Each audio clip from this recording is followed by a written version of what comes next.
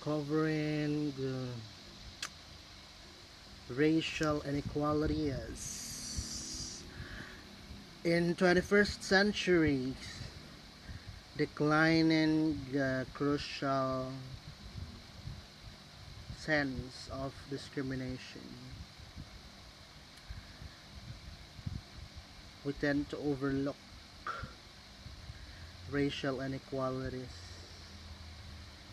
pointed by the 2011 Handbook of Labor Economics, written by Friar Roland G. Jr.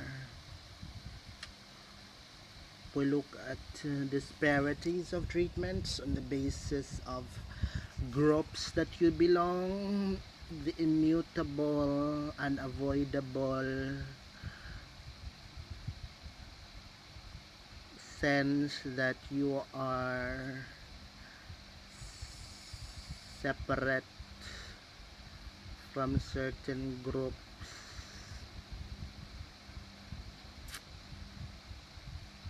because you are born to this tribe or race, or we could call group. Chapter 1, Introduction. Racial inequality is American tradition. You know that for instance, black women or women discrimination with black women, they were not allowed in antiquity to vote. Only guys. Black women have always been with contrasted with guys as it relates to their pay and the social services that they receive, the quality of education, and even life that they are living forever, and so on, unless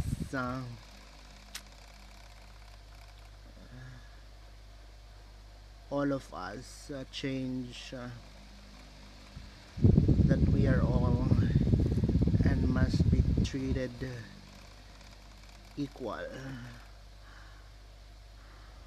Black people, Hispanics, or the Latin Americans, the Asians,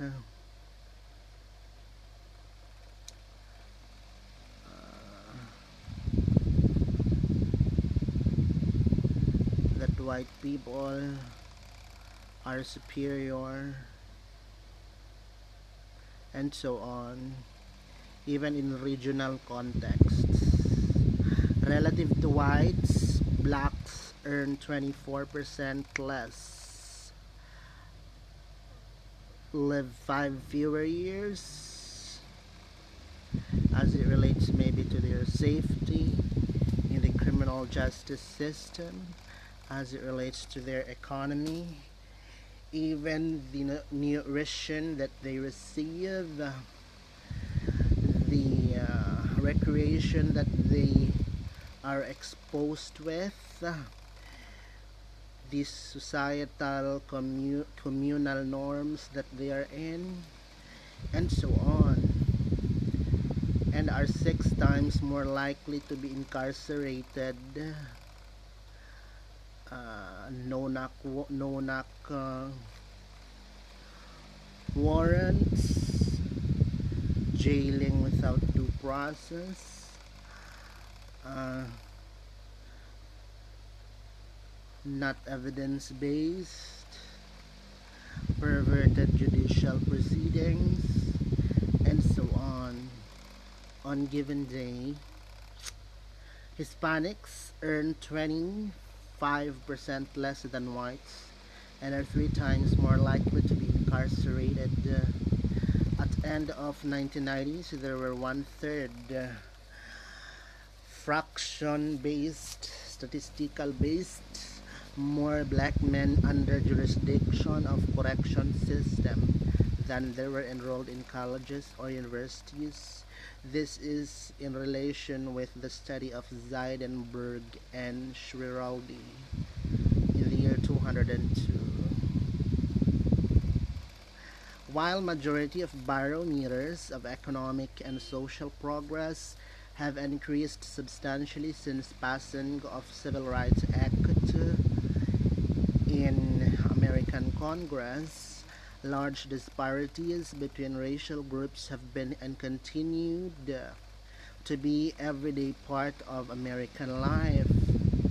Understanding causes of current racial inequality is subject of intense debate because no one is to be left to fight alone for their right to live equally with all. That if majority is living heavenly, so must each of us. A wide variety of explanations which range from genetics. Jensen would enlighten us in the year 1973, Rushton in the year 1995, to personal and institutional discrimination, according to Darity and Mason in the year 1998, pager 207, and Krieger and Sydney 1996, to cultural backwardness of minority groups. There must be some elements that stops them, that makes them susceptible to the backwarding of steps on the part of their cultural awakenings, being in the minority. That is in accordance with Reuter in year 1945 and Shukla 1971, have been put forth. Renowned sociologists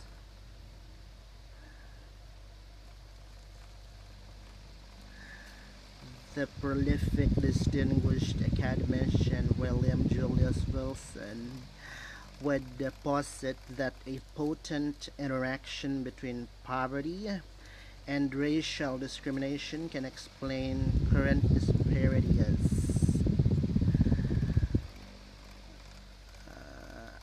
In accordance with the enlightening of Wilson 2010, which is self-explanatory in and of itself, because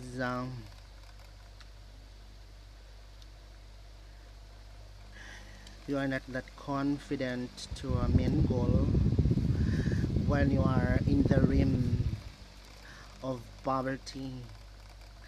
You are feeling and in actuality racially discriminated. It is a self-evident proposition, as the academicians would point. Decomposing share of inequalities on the part of apex of everything as it relates to special educational institutions, for example, and literally all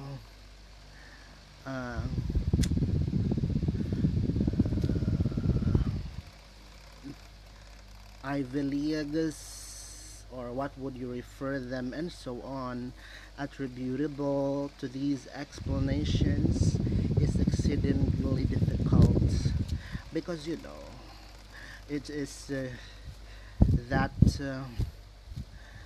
almost impossible to have a litmus test as it relates to the statistics, quantifiable calibration of figures as it relates to the non-educable Neanderthal racial discriminatory acts and speaking engagements of all parties. As experiments failed quasi or natural or other means of credible identification are rarely available, even in cases where experiments are used, that is to say, audit studies, that is perhaps after having findings and presenting it, the expositions of findings of studies, it is unclear precisely what is being measured. That is the vindication on the part of Heckman in the year 1998. The lack of success of proceedings in convincingly identifying the root causes of racial inequality has often reduced debate to competition of, quote, name that residual, unquote, arbitrarily or randomly assigning identity in order to postulate disparateness as regards racial groups in economic outcomes after accounting for the facts of sets of confounding factors involving therein. The residuals or the remaining elements as chemistry are often interpreted as, quote, discrimination, unquote, quote, culture, unquote, quote, genetics, unquote, and so on. Gaining better understanding of root causes of racial inequality is of tremendous importance for the social policy and purpose of this study. The chapter of the study contains three themes. Number one is the relative to 20th century. So we go back to the very long time ago. Significance of discrimination. Even during this age, this God-forsaken age, in this year of our Lord, you see people, as they say, commonly, hurt here and there on the basis of, I just don't like their faces, and so on, as an explanation for racial inequality across economic and social indicators has declined. Racial differences in social and economic outcomes are greatly reduced when one accounts for educational achievement. Therefore, new challenge is to understand obstacles undermining the achievement of Black and Hispanic children in primary and secondary school.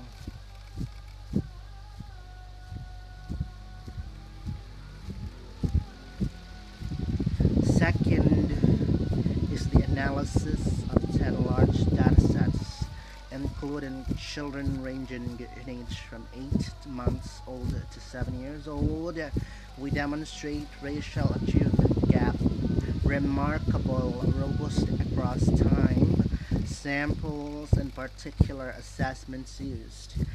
Gapping does not exist in first year of life, but Black students fall behind quickly thereafter, and observable cannot explain differences between racial groups after kindergarten. Third, we proffer a quick history of efforts to close achievement gap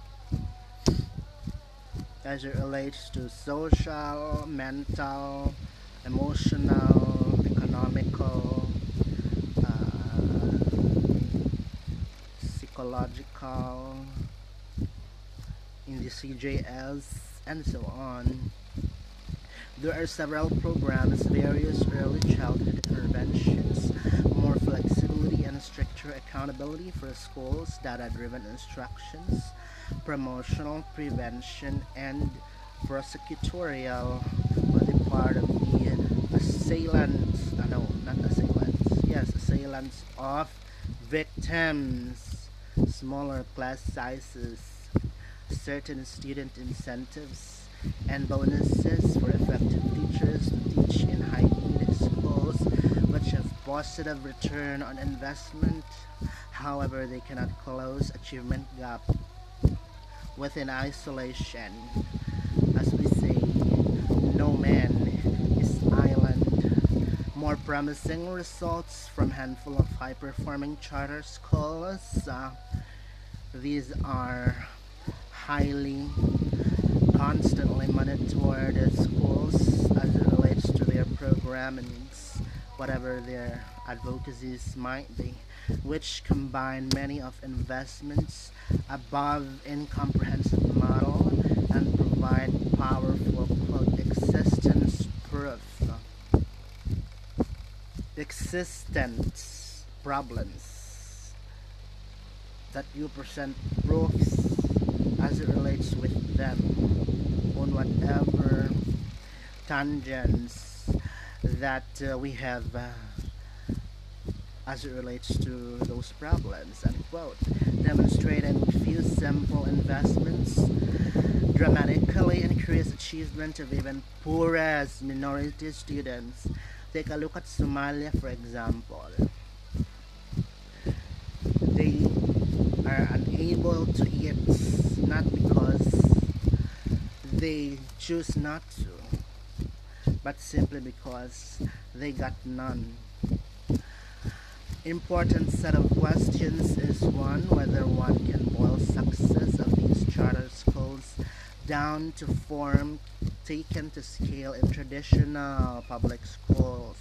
Second, whether we can create competitive, therefore research-based, updated, forever in nature,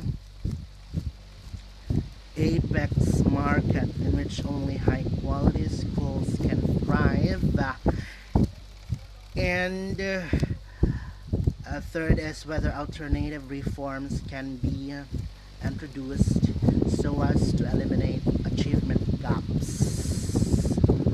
We have to throw resources equally to all communities so as to ensure equitable proceedings. That's for suggestion. Closing racial achievement gap has potential to substantially reduce or hopefully exterminate many of social ills plaguing like COVID minority communities for centuries, killing people, babalos.